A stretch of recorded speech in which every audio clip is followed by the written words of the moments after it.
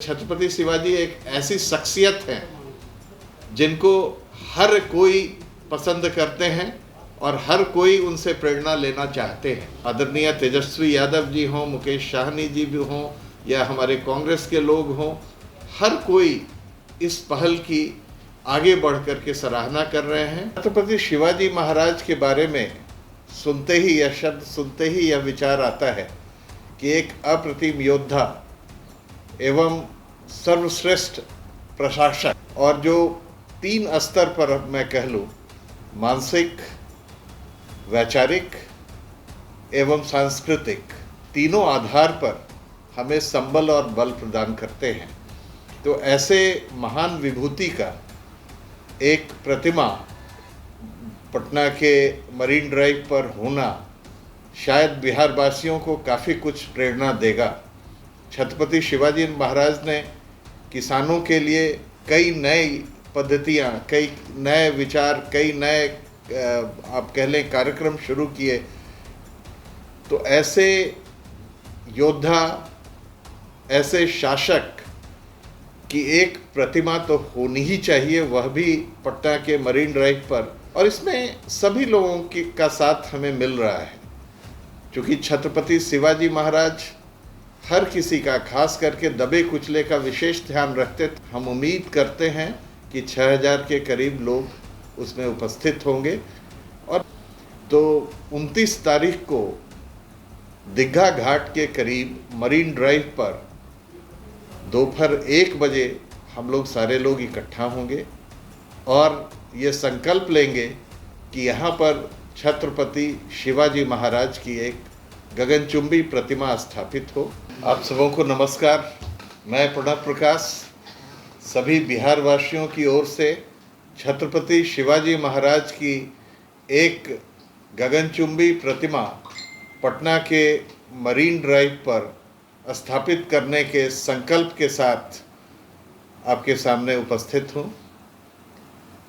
छत्रपति शिवाजी महाराज के बारे में सुनते ही यह शब्द सुनते ही यह विचार आता है कि एक अप्रतिम योद्धा एवं सर्वश्रेष्ठ प्रशासक, जिन्होंने प्रशासन के कई आयाम एक महाराज के रूप में, एक शासक के रूप में जोड़े, और जो 3 स्तर पर मैं कह लूँ, मानसिक, वैचारिक एवं सांस्कृतिक, तीनों आधार पर हमें संबल और बल प्रदान करते हैं।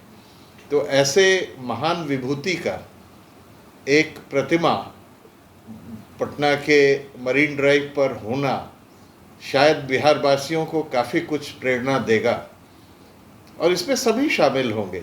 आप जानते हैं, जहाँ तक विचारों का सवाल है, छत्रपति शिवाजी महाराज ने किसानों के लिए कई नई पद्धतियाँ, कई नए विचार, कई नए आप कह लें कार्यक्रम शुरू किए, जैसे जिनमें सबसे महत्वपूर्ण था कि अनाज के उत्पादन के अनुपात में कर लेना।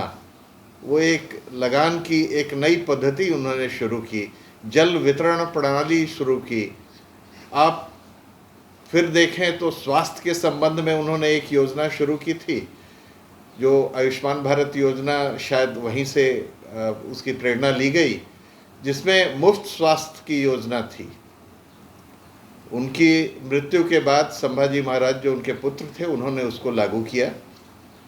तो ऐसे देखा जाए तो अष्टप्रधान नीति हो उनकी, जिसमें गवर्नेंस को समाज के सबसे निचले सतह पर ले जाकर गरीब और मजलूम लोगों के करीब न्याय एवं प्रशासन की सुविधाएं पहुंचाना, ये उनकी एक अनूठी पहल थी। तो ऐसे योद्धा, ऐसे शासक की एक प्रतिमा तो होनी ही चाहिए, वह भी पटना के मरीन ड्राइव पर, जहाँ की सारे प्रदेश के सारे ज़िले के लोग आया करते हैं। यह एक दर्शनीय स्थल भी है, और इसमें सभी लोगों का साथ हमें मिल रहा है, क्योंकि छत्रपति शिवाजी महाराज हर किसी का, खास करके दबे कुचले का विशेष ध्यान रखते थे। इसलिए इस महासंकल्प रैली जिसमें छत्रपति शिवा महाराज को चाहने वाले लोग आ रहे हैं, उनके विचारों को मानने वाले लोग आ रहे हैं, उनकी संख्या बहुत अधिक होते जा रही है। हम उम्मीद करते हैं कि 6000 के करीब लोग उसमें उपस्थित होंगे और बहुत ही सुखद आश्चर्य होगा आपको यह जानकर कि महिलाएं बहुत बढ़ चढ़ कर के हिस्सा ले रही हैं इस कार्यक्रम में, क्योंकि वो जानती हैं कि महिलाओं के अधिकारों की रक्षा के लिए, उनकी अस्मिता की रक्षा के लिए शिवाजी महाराज ने क्या क्या कार्य किया था। तो 29 तारीख को दीघा घाट के करीब मरीन ड्राइव पर दोपहर 1 बजे हम लोग सारे लोग इकट्ठा होंगे और ये संकल्प लेंगे कि यहाँ पर छत्रपति शिवाजी महाराज की एक गगनचुंबी प्रतिमा स्थापित हो, ताकि उनसे मैंने जो कहा वैचारिक, सांस्कृतिक एवं मानसिक संबल मिल सके हमारी जनता को और उनसे प्रेरणा लेकर के हम एक बेहतर बिहार बनाने का संकल्प लें। धन्यवाद। जो विशेषताएं हैं उसकी शिक्षा ले पाए और साथ में जो हमारे विद्यार्थी हैं वो आगे बढ़ने की प्रेरणा ले पाएँ। वो जितने भी हमारे बिहारवासी हैं वो छत्रपति शिवाजी महाराज के विशिष्ट कार्यों को जान पाएँ, ताकि उसको अपने जीवन में आत्मसात करने की कोशिश करें। इसके लिए यह भी ज़रूरी है कि प्रतीक के रूप में ही सही हम जगह जगह छत्रपति शिवाजी की प्रतिमा स्थापित करने का प्रयास करें।